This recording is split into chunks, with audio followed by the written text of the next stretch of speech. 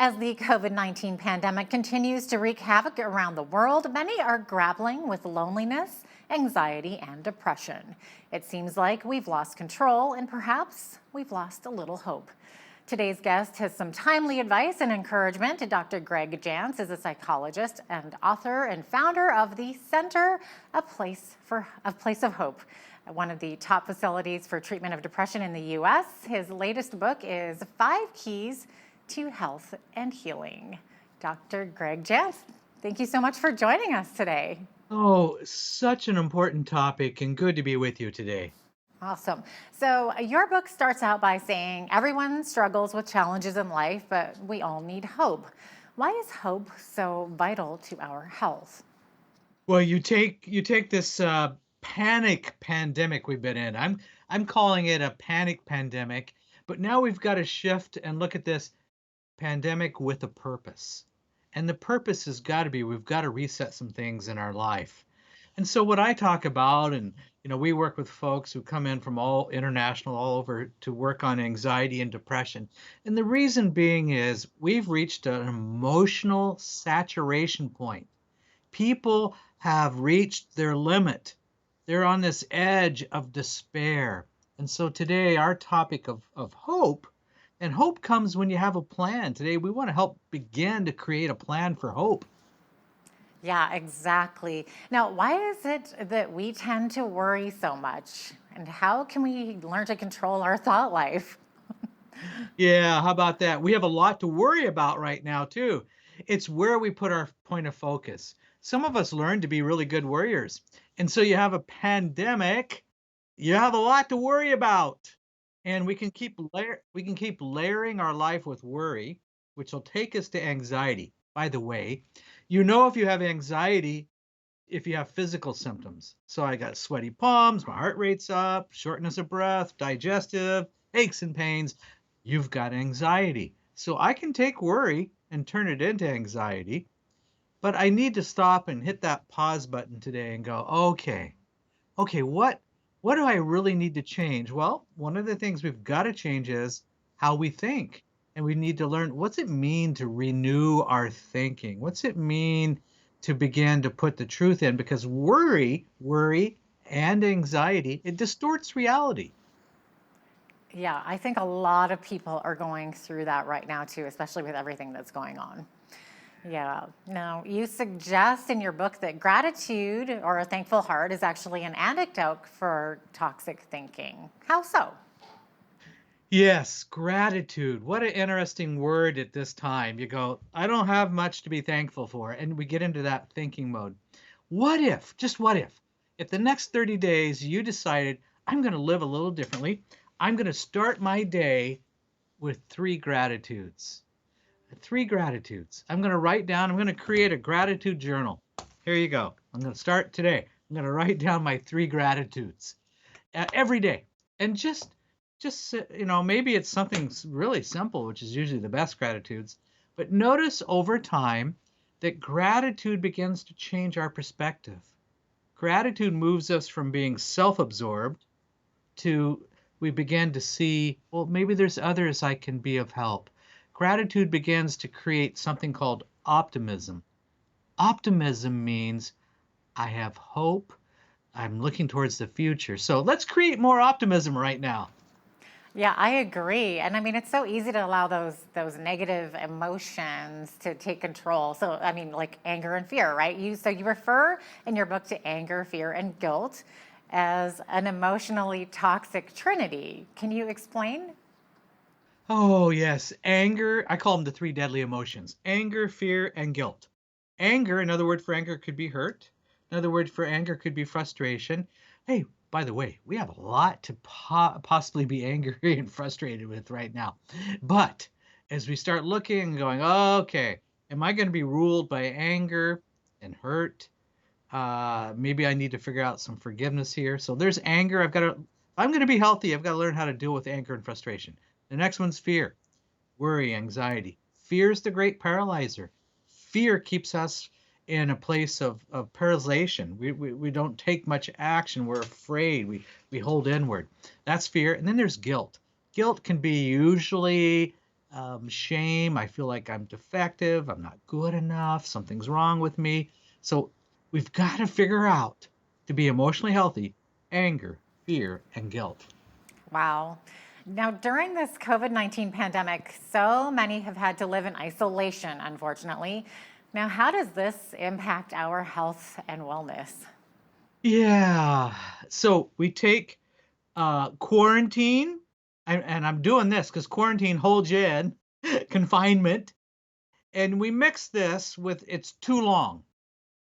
Quarantine that lasts too long ends up creating more and more anxiety and depression. So, really, what we're preparing for is we have a mental health pandemic. We're going to have more mental health issues emerging as they are already than ever before. And so we want to be prepared to deal with this. We want to be prepared to really deal with the anxiety and depression. It's going to be, I think we could say right now, anxiety is an epidemic. Who don't you know who's struggling with some anxiety and everything that's going on? So that's why, my mission is, and our mission here at the Center, a place of hope, is to change lives for good, to equip you with God's help. We don't know exact outcomes, but we know that we can change our perspective. We're going to use this as a time to reset. Reset means, okay, I don't like what I'm in, but I'm going to grow. It's going to be a pandemic with a purpose for me. I'm not going to be defeated by this. Wow. This isolation reduces the opportunity to maintain our relationships too. Now, in your book, you talk about the importance and the qualities of good relationships. Yes. So relationships. So if we're isolated, maybe many of our relationships have been digital. Oh boy. And we've been over digitalized. Yeah, our relationships. And here's the issue.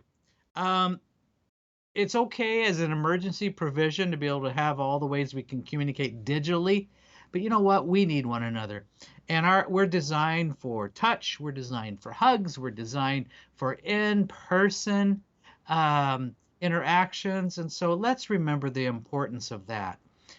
It's really is important. So as we emerge, reintegrate from all this, we need to remember real life relationships are important. Yeah, absolutely. Now, of course, speaking of relationships, you believe that it's important to have an accountability partner. So, what exactly does this mean? Well, if we're going to keep growing, and we've come through a mode where we've been shocked and traumatized by everything, and things felt like out of our control, and now we're moving into this growth mode. It's a mode that says, well, in order to keep growing, I need accountability. I just can't say, hey, I'm going to go out and do my 20-minute walk a couple times a day. Well, who are you holding that standard with? So we all need one another. Yeah, it helps us to stay on track, doesn't it? Right?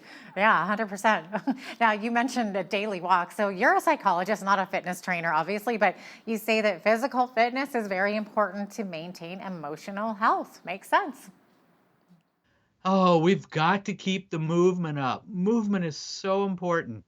Movement and water. Have your water, okay? And one of the things, when we get full of anxiety, we tend not to drink our water. We tend to drink other things. So keep water up, keep movement up. The difference over time, it's just not one time, the difference over time will make a big difference. I'm so glad now they have those flavored waters too, because water's not my favorite. It definitely helps Oh, me get the come water on, in. let's have your water today. Good advice. Now, I wonder how many people will continue to isolate even after the restrictions are lifted simply out of fear. What's your advice on this? Don't let fear keep you paralyzed. Fear distorts reality. And maybe you need to test the waters. But we have been conditioned during this period to feel fear. There's the fear of the what if. So what if? What if this virus comes back? What if? And so we have all these potential what ifs that can create fear. So just as fear is kind of contagious. If we're afraid, we all kind of run together. Remember, courageousness is contagious. So let's be courageous. Let's create a positive direction. Now, I don't mean that's super easy to do, but we can do this together. Let's be courageous. Yeah. Sounds great. It's just hard to practice sometimes, isn't it? Oh, sure. Now, in your book, you talked about the fact that God is in control, even while so much of our lives are out of control these days, especially. So, how can we learn to actually embrace this and be at peace with that? Yeah. Here's what we need to know. It's a real test of faith. I'm going to decide fear or faith. And I got to keep deciding on this faith side. But one of the things is we're going to see, and I've seen it personally, we're going to see, wow, through all this, through this sheltering, God has been my shelter.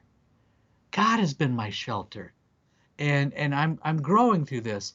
And every time in biblical history that God has sheltered someone and people have been sheltered, there's been a victory. So let's be on the victory outlook, shall we? Yeah, good idea.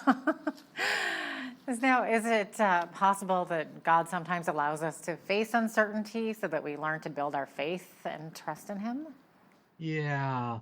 That's why I say, well, how about this? Pandemic with a purpose. The purpose is I'm walking through some things that may be extremely stressful, may be really rough. I'm walking through those. Let's keep it up. Good advice, absolutely. Thank you so much for joining us today, Dr. Jantz. It was such a pleasure to have you on our show.